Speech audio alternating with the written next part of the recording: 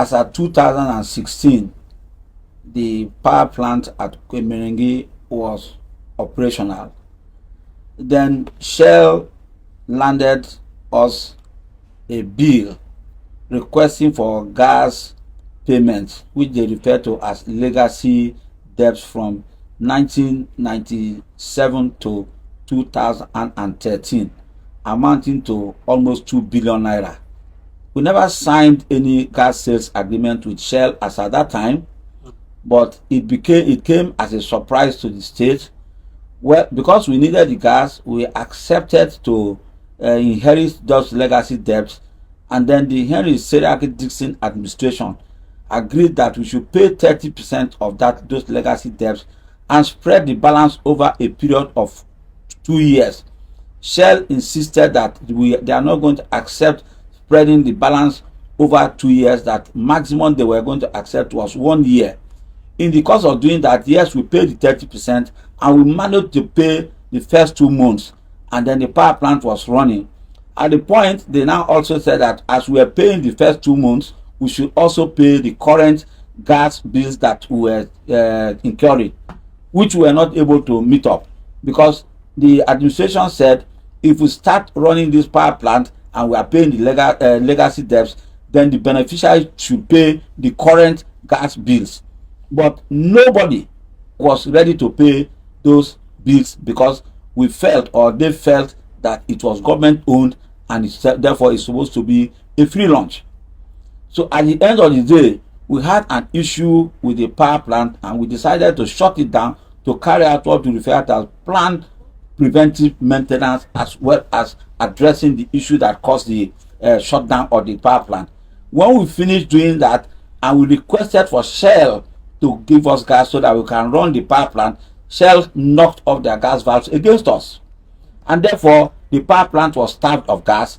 And up till then, as I speak to you, we requested for 20 million standard cubic feet of gas. We have gone to SPDC several times to say, let us renegotiate this. They said government is not a good businessman, so they are not ready to do any business with government until we come up with a proper management plan.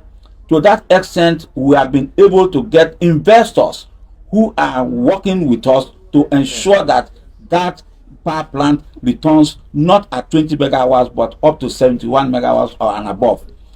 We were able to sign those agreements with these investors through several meetings, and on the 20th of last month, we signed the last agreement and documents. And on Monday, as I was coming to the office, I got a call from one of them to state that he has the news to break to me. He doesn't know how he wants to break it, that the managing director of that consortium fell sick and died immediately. His name is Dr. Awal. You can Google his name. He's a well-known syndicator of businesses. He has done same for Oyo State. They are almost 70% completed. Makinde is his deputy managing director happened to be somebody from Oyo State. So it was only last week that I went to Abuja to sit with them, and they said the status quo remains irrespective of the fact that Dr. Awal has died, and that they are still going to go on with the project, but that they need that gas sales agreement. We returned and held a meeting with the Shell Nigerian Gas, and we have already nominated the gas volume for that particular power plant, including payment of the legacy debts. Once that is done, the company will move into site immediately. As a matter of fact, they have already requested that we should give them access so that they can carry out complete or comprehensive inventory of the power station. A letter which I refused to give to them initially until I got the firm resolution from the company itself and then the new managing director that the status quo remains the same, despite the fact that they have lost their managing director. So it was yesterday that I even gave them the letter to go and clear the place and carry out that comprehensive facility inventory condition, and then inventory and condition of the power station. That is where we are with the colloquial gas turbine. So once we are able so to give you're them, saying that the maintenance and refurbishment are completed, that you're only just waiting no, for as at 2016, as at 2016. But the certain news is this: that when we left that power station, we were clearing that power station.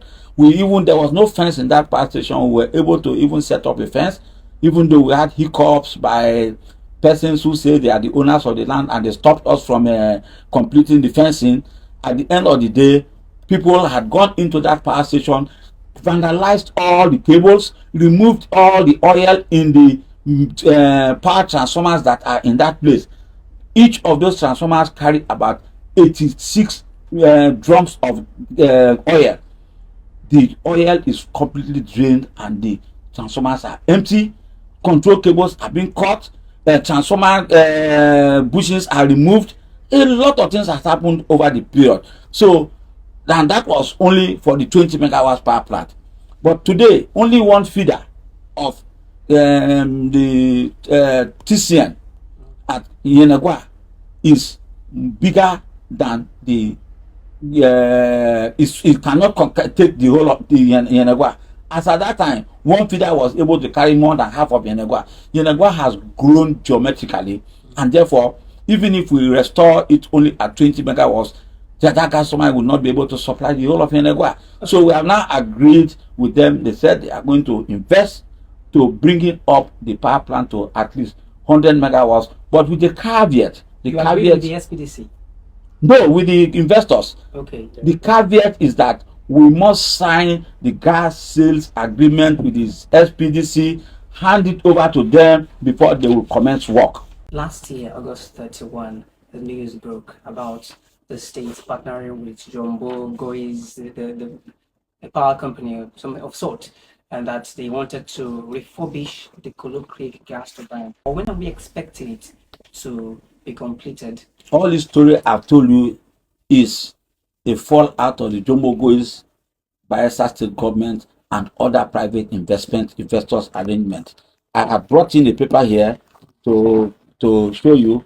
This is the cooperation agreement between Bayelsa State government, Jumbo Gois, and then the investors. We have an SPV that is doing that work. Jumbo Gois did not collect a dime. Let me put this on record.